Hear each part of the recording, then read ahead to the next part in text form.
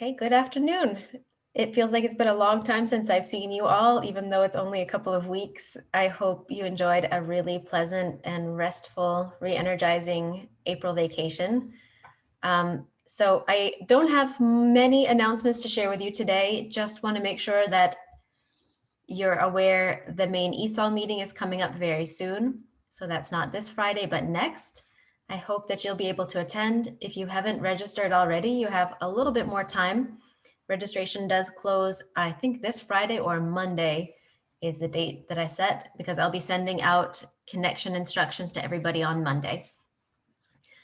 If you're not able to attend live that day, all of the sessions are going to be recorded and posted to YouTube, so you will have the opportunity to view them on your own time after the fact. Does anyone know already that they are coming? Are you planning to come, anyone? You are, Heather? Good, I'm glad to hear that. That is great. We'll have some really good sessions, including a wonderful keynote speaker who is Dr. Lorene Christensen from WIDA, the Wisconsin Center for Education Research, who will be talking about, oh, Darcy's coming too, yay. Who will be talking about English learners who are dual identified as students with special needs. So that I think will be very, very interesting and also very relevant to the topic that Tracy is going to talk to us a bit about today. So a couple of weeks ago, we planned to have Tracy come and share with us a little bit of what she had learned from the e-workshop that she participated in through WIDA. So I'm going to turn over the mic to you, Tracy, and I assume you'd like to be able to share your screen. Is that right? Yes, please. Okay, just one moment. Okay, you should be all set. Okay. Let's see. Okay. The e-workshop I recently completed is called Considerations When Educating Multilingual Learners with Identified Disabilities. It is offered by WIDA in partnership with the International Consortium for Multilingual Excellence in Education. This is a 5-year project paid for by the U.S. Department of Education, Office of English Language Acquisition. I signed up after 1.5 years of working with one of my first graders. Although he is an English language learner, we suspected he might also have a learning disability. I talked to a few different people who knew this student. None of us were entirely sure whether his troubles were related merely to learning English or whether he had an underlying disability. This list of policy recommendations comes from the National Association of State Directors of Special Education. 7 states with a large or expanding ELL population were interviewed for their input. Their recommendations were as follows. Local planning areas that submit special education program plans to their state should be required to detail their process for the referral, identification, and assessment and a delivery of special education services. Policy states that developing exceptional English learners should be comprehensive, based on research, and should offer extensive guidance to local districts. States should require that teachers have some training in second language acquisition and strategies that meet both the language development and academic needs of the student. And finally, states should set policies that require and set parameters for communication and collaboration between ELL and special education professionals.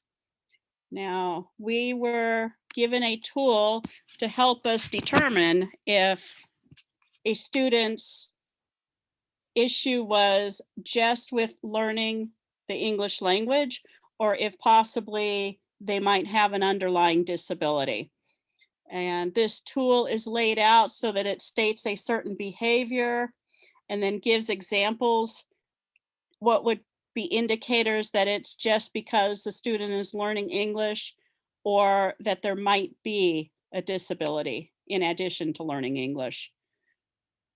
For instance, one behavior was the student does not respond to verbal directions. If the student demonstrates understanding in language 1, then that could be an indicator of a language difference due to second language acquisition. But if the student consistently demonstrates confusion when given directions in both his first and second language, that could be due to a processing deficit or low cognition. If a student needs frequent repetition of oral directions and input, if it's a second language acquisition, he would be able to understand the directions probably in language 1, but not language 2. If he often forgets directions or needs further explanation in both language 1 and language 2, or both at home and at school, this could be due to an auditory memory difficulty or low cognition. Let's see, I'm gonna make this a little bit bigger. Sorry, I don't mean to interrupt, Tracy, but Yeah. was there a slideshow you were sharing? Oh yeah, is it not showing up? No. Oh, whoops, sorry. Okay, let me get back.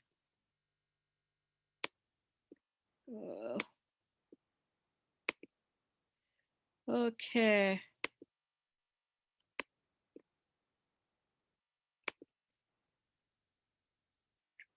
Share screen, okay. I am always doing that.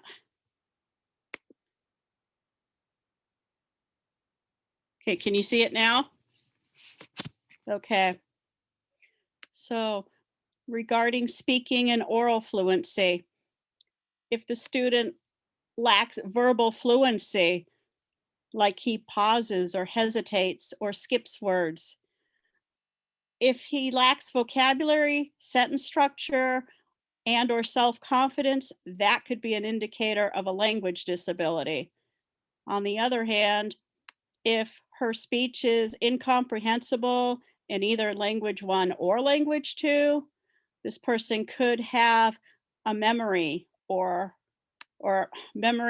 sequential deficits. Let's see here.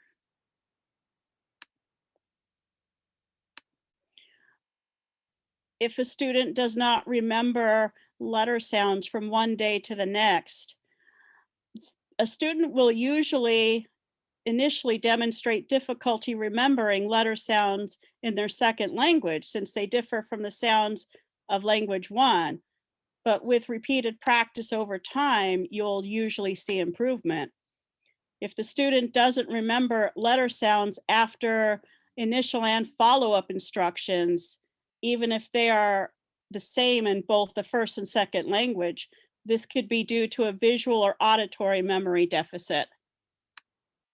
If a student is unable to blend sounds in order to decode words in reading, letter sound errors may be related to the first language. For instance, there might not be short or long vowel sounds, but with direct instruction, the student will make progress over time. Tracy, I'm so sorry to interrupt you too. We are seeing your screen. Yeah. But it's a little difficult to read because it's not the actual presentation slide. I wonder if you might be able to play the slideshow so that we're just seeing your slide. Let me see. Like that? No, that's For the same that? for us. I don't know. Yes. Ah, okay. That's perfect. Thank you so All much. right. Okay. A student may not be able to decode words correctly. The sound may not exist in language 1, so it may be difficult. So they may be unable to pronounce words once they're decoded. That would be an indicator of a language difference due to second language acquisition. On the other hand, if a student consistently confuses letters or words that look alike, or they reverse letters or make substitutions, if this isn't related to their first language, there may be a processing or memory deficit. Regarding reading comprehension and vocabulary, the student may not understand a passage that she has just read. She may be able to read with fluency and accuracy. An indicator of Language difference could be a lack of understanding and background knowledge of the topic in their second language. She might be able to use contextual clues to assist with meaning. You would see improvement over time, though, as she becomes more proficient in her second language.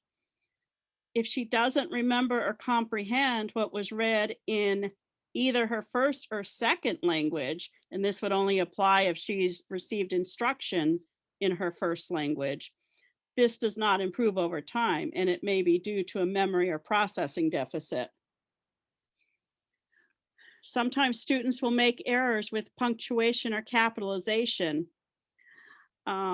If the error patterns seen are consistent with punctuation and capitalization rules in the student's first language, and their work tends to improve with appropriate instruction in English, this would probably point to a language difference issue.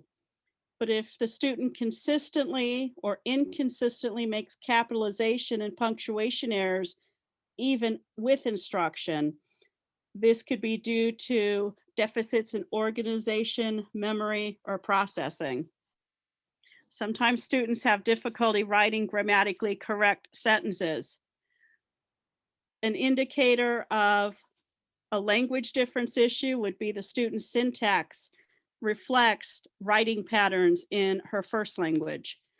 Typical error patterns seen in her second language, like verb tenses or use of adverbs or adjectives. Things like this would improve over time. If the student makes more random errors, like omitting words or missing punctuation, or grammar errors are in both language 1 or 2, this could be due to a memory or processing deficit. A student might have trouble writing a paragraph or essays, but may be able to express her ideas orally. An indicator that this could be a language difference issue would be that she's not yet proficient writing English, even though she may have developed the verbal skills, because writing skills develop later than verbal skills. In this case, the student would make progress over time, and error patterns are similar to those you see with other second language learners. Indicators of a possible disability would be if the student seems to have difficulty paying attention or remembering previously learned information. The student may seem to have motor difficulties or may avoid writing. In that case, the student may have attention or memory deficits. Often students misspell words. Sometimes if it's a language difference issue, the student will borrow sounds from their first language, but you would see progress over time as they become more proficient in their second language. On the other hand, indicators of a possible disability would be errors such as writing the correct beginning sound of words and then random letters, or correct beginning and ending sounds only. That could be due to a visual memory or processing deficit. You might see students who spell words incorrectly or put their letters in the wrong order. Writing of words is reflective of English fluency level or cultural thought patterns. Words may align to letter sounds or patterns of their first language, and sight words may be spelled phonetically based on their first language. Those are all indicators of language difference issues. Indicators of a possible disability include if a student makes letter sequencing errors, such as letter reversals, that are not consistent with their first language spelling patterns. That could be due to a memory processing deficit. Some students have difficulty learning math facts or math operations.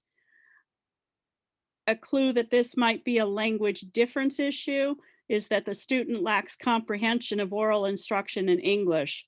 And in that case, the student would show marked improvement with visual inputs or instructions in their first language. On the other hand, if the student has difficulty memorizing math facts from one day to the next and requires manipulatives or devices to complete math problems, this could indicate that they have visual memory or processing deficits. If a student has difficulty completing multi-step math computations, an indicator that this is a language difference could be that the student lacks comprehension of oral instruction in English.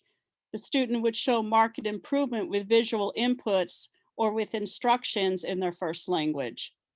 On the other hand, if the student forgets the steps required to complete problems from one day to the next, even with visual input, or they reverse or forget steps, this could be due to a processing or memory deficit. Students sometimes are unable to complete word problems. A clue that this might be due to just learning English is that they do not understand mathematical terms in language 2 due to English reading proficiency, but then they show marked improvement if they receive instruction in language 1 or they have visuals. If they do not understand how to process the problem or identify key terms in either language, that could be an indicator of a processing deficit or reading disability. Sometimes you'll see issues with handwriting. They might be unable to copy words correctly. An indicator that this is a language difference is that they do not have experience with writing the English alphabet. But indicators leaning toward a possible disability would be that they demonstrate difficulty copying visual material, and that would include shapes as well as letters. That could be due to a visual or motor or visual memory deficit. If a student appears inattentive or easily distracted, if they do not understand instructions in English due to a level of proficiency, that could point to a language difference issue. If they are inattentive across environments, even when language is comprehensible, they may be frustrated due to a possible learning disability. The student may appear unmotivated and or angry. They may manifest internalizing or externalizing behavior. Indicators of a possible language difference would be the student does not understand instruction due to limited English and does not feel successful. The student has anger or low self-esteem related to second language acquisition. If the student does not understand instruction in either language and across multiple contexts, he or she may be frustrated due to a possible learning disability. Finally, students may not turn in their homework. If it's an indicator of second language acquisition, the student may not understand the directions or how to complete the homework due to lack of English proficiency. The student may not have access to homework support at home. If it's an indicator of a possible disability, on the other hand, it could be the student seems unable to complete homework consistently, even when they're offered time and assistance with homework during school hours. And this could be due to a memory processing deficit. Okay, we were offered an English language and disability needs grid, and on the horizontal axis would be disability needs, toward the left would be low disability needs, toward the right would be high disability needs. On the vertical axis would be language needs, high would be toward the top, and low language needs would be toward the bottom. And we found using that grid especially helpful when I was working with my first grader, when we couldn't figure out whether he had an English language learning need or possibly an underlying disability. And we used that tool to help us determine that he also had an underlying disability. Let's see here. That's about all I have. Does anybody have any questions?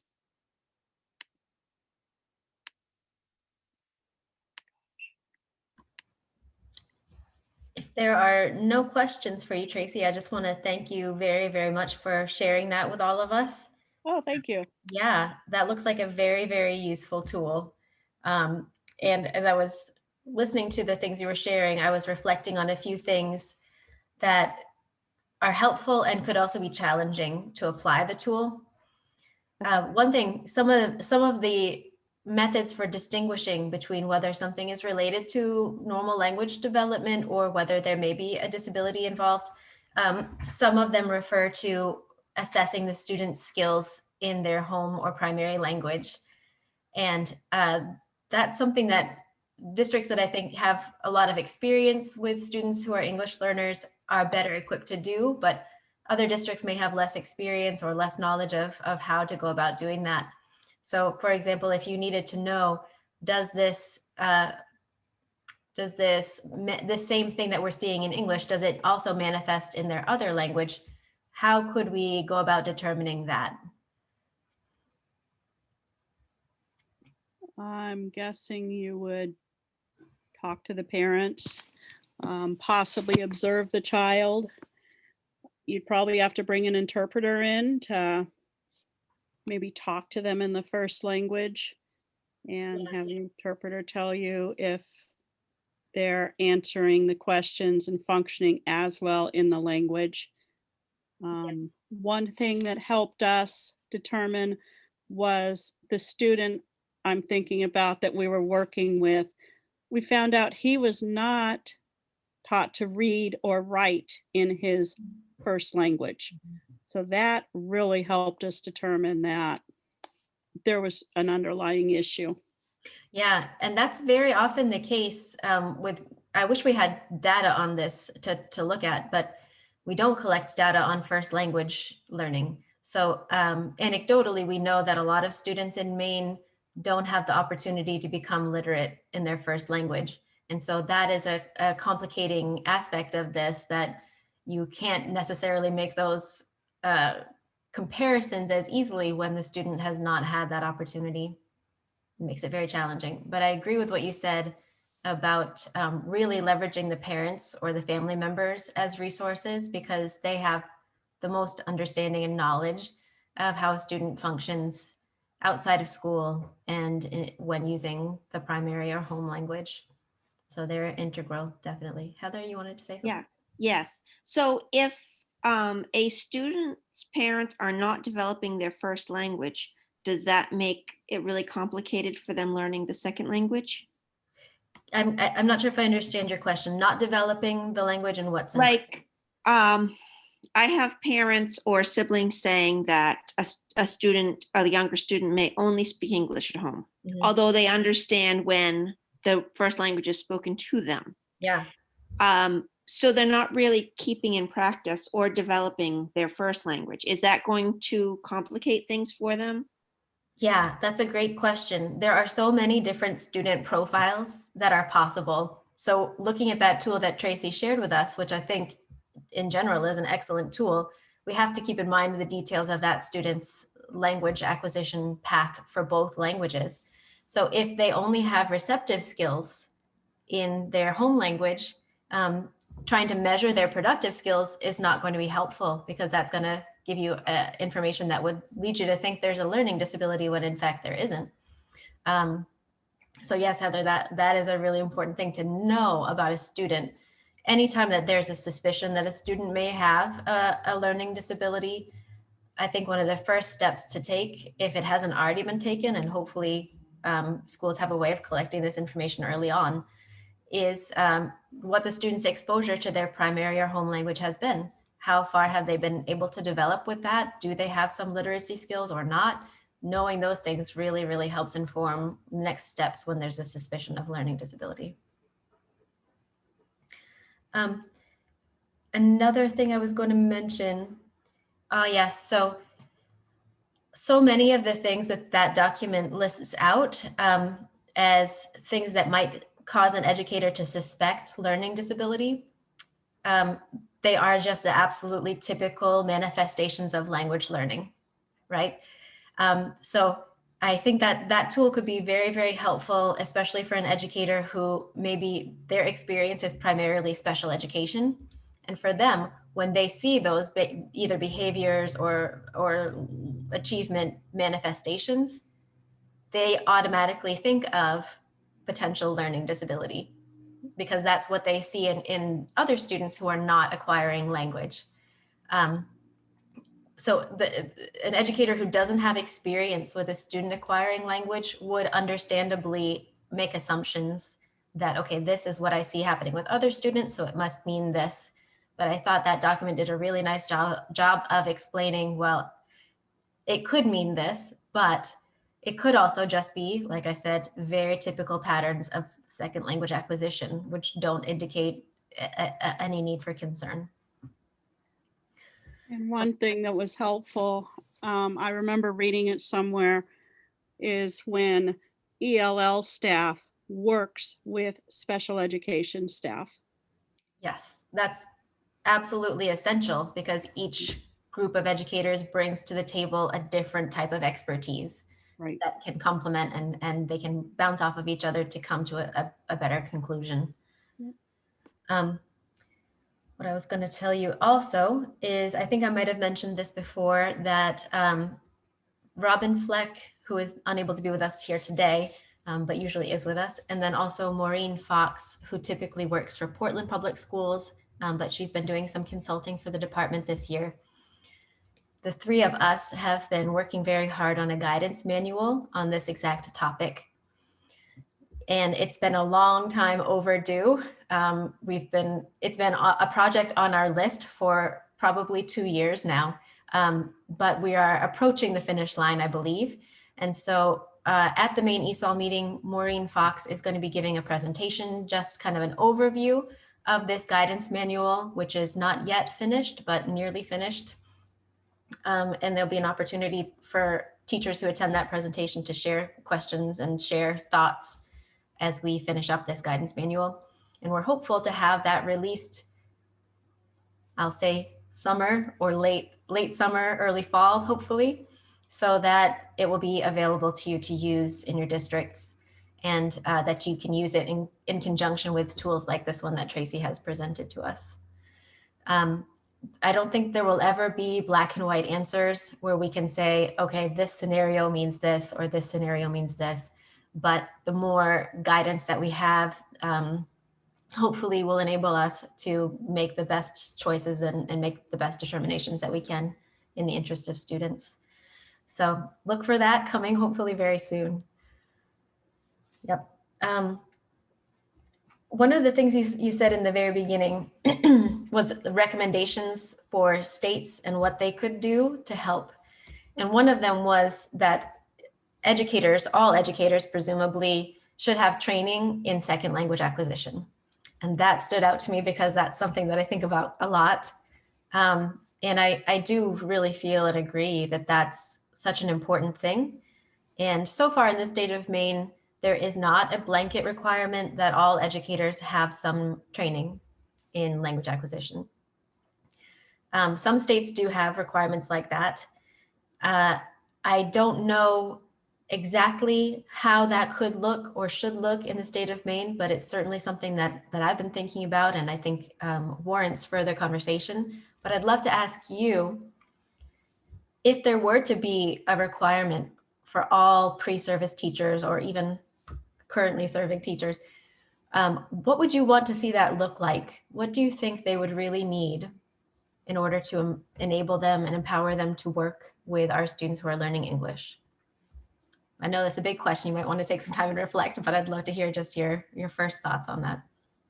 I think that in addition to understanding the levels of English acquisition and the process of English acquisition, I think there also needs to be training on collaboration, because I think there's too much of each staff member doing their own thing and not really working with, like doing on their own separate things. They're not really fit together, collaborating together.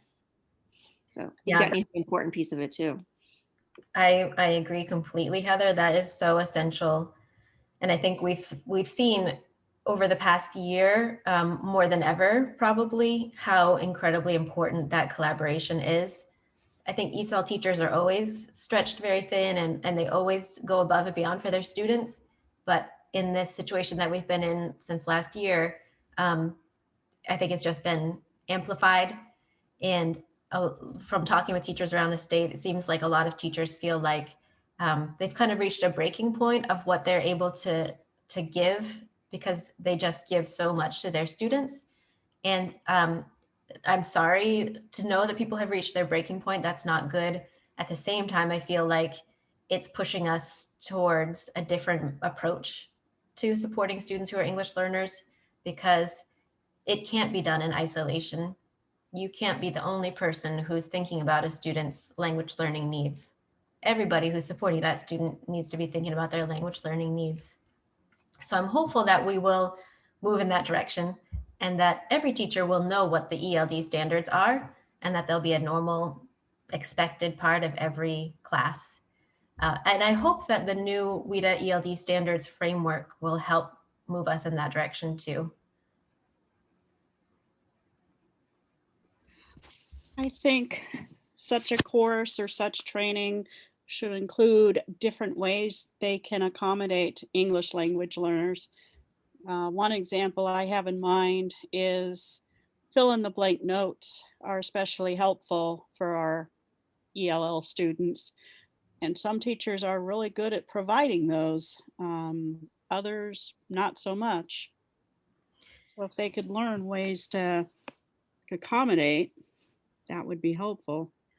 Yeah, I think those really concrete things you can take and apply right away are helpful and make sense to people and feel doable to people. There is so much to know and understand about language learning that I think every day in class and the assumptions we make. Like it's you learn over how to simplify and to get to the very gritty of what you're trying to say. But I don't know, that awareness, I think, should be number one for everyone. And I agree, Darcy, it takes time to develop that, I think. And yeah, one thing I really feel is that ESOL teachers, I think sometimes are a little undersold in terms of the expertise that they bring. Second language acquisition is a field in and of itself. ESOL is a very specialized thing that not just anyone off the street without preparation can really address effectively. So I just want to stress and emphasize that what we do is not easy, and it's not a simple set of strategies that we can give to someone. So that, I think, a teacher without experience in ESOL can easily feel overwhelmed when they begin to understand all that is involved in what an ESOL teacher does. So the more digestible we make it for them, and like Tracy's suggestion of having things that are really concrete, can be applied immediately, maybe are similar to things that they do for other kinds of students, can feel more possible and less intimidating for a teacher. All right, well, are there any other thoughts, questions, or comments you want to share with the group on this topic? I know this is nothing new, but I've been letting go of this a lot more, but I've been frustrated about the teachers will say they don't know what to do, but then they say they don't have time for help either. They kind of like, they want to push it off to you so that they don't have to deal with it. Well, and I think that's a culture thing too, Heather, because well, first, let me step back and acknowledge that I think all teachers have an enormous workload, and there's just so much for them to attend to that it can very easily feel overwhelming for every teacher. So that I want to recognize, and I don't want to express any judgment towards a teacher who feels just utterly overwhelmed, because I think we all feel that way a lot of the time. That said, I think that in many districts, that culture has been able to take root of, this is the ESOL teacher's responsibility. I don't have to do it. This is really not part of my job. That teacher needs to do it, and it's their responsibility. So that's kind of the shift that I'm talking about, that I hope will happen over time, is that it won't be seen as your job to take care of this as a side thing, but it will be seen as everyone's job that is integral to instruction every day.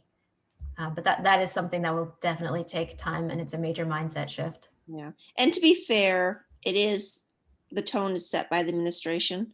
If the administration's not supporting it, then they're not giving the example for the other teachers to support it. So Yep. And it's all about what rises to the top as a priority for the administration as well, right? So in a district that is relatively low incidence, administrators are also thinking about, okay, what do I need to prioritize? What's going to have the greatest impact? What is the squeaky wheel, basically? And so if there are only a handful of students who are English learners in a given district, that might not feel like the most pressing or urgent thing for them, because they're also spinning 100 plates and trying their very best to make things happen. So I agree, Heather, that administrator buy-in is so important, but it can be very challenging to get that buy-in when you have a low number of students and all these competing priorities. I'm not saying that's right or okay, but what I'm saying is that's kind of the reality that we're facing to, and what we have to be cognizant of as we try to shift that reality. And again, I think that hopefully this WIDA ELD standards framework will start to change the way people think about language learners, because it is really founded in the idea that collaboration is the only way that this really works, and that language learning happens through content learning. They are linked inextricably. You can't separate one from the other. So what I would love to see is that with this new framework, all educators across Maine begin to understand what the standards are and how to apply them in their day-to-day over time.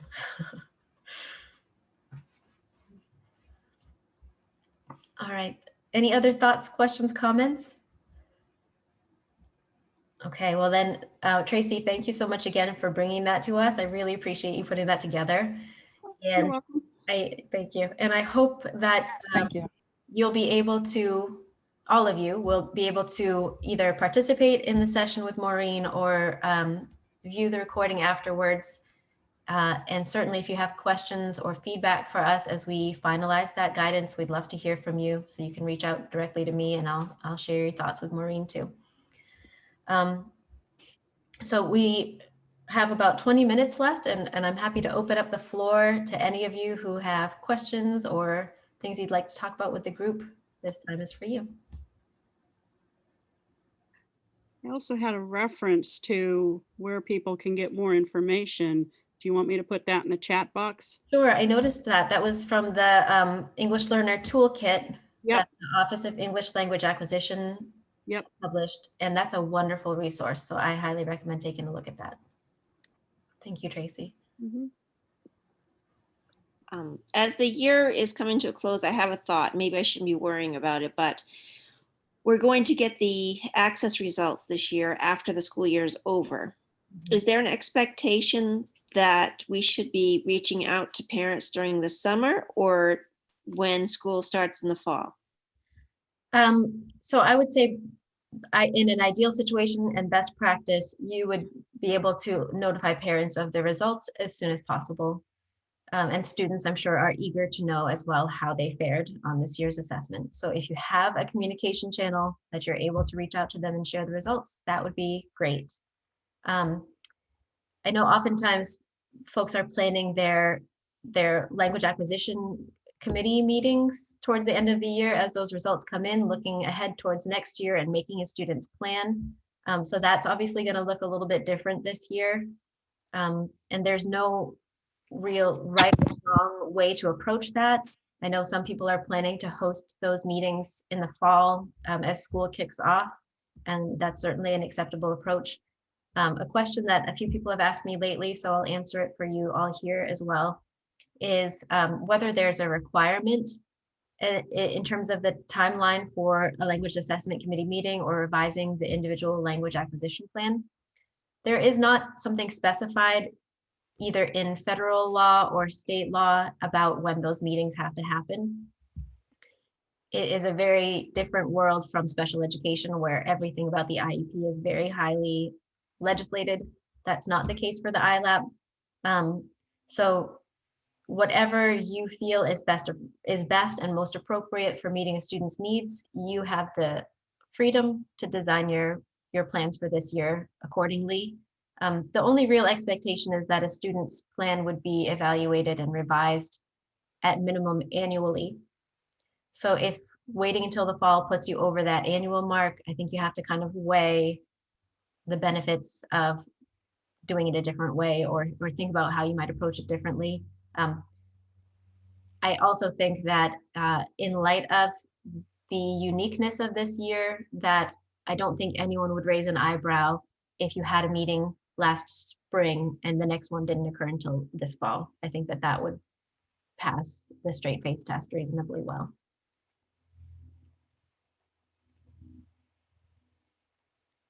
So I also have one more question. There's actually money to have a ELL summer program this year. Mhm. And I don't know if there's any way to get ideas for what to do for a summer program for anybody else who's ever done a summer program before.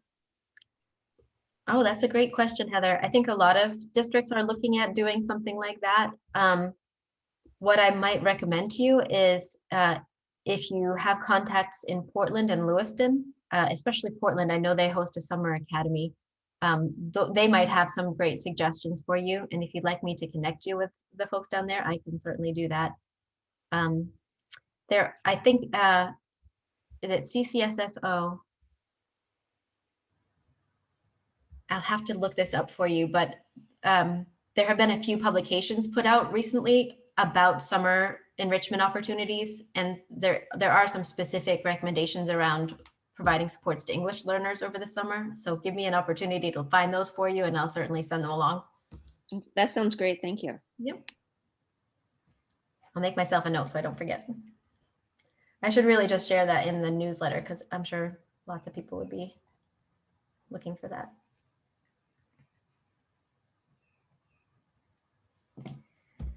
All right. Anything else on anyone's mind?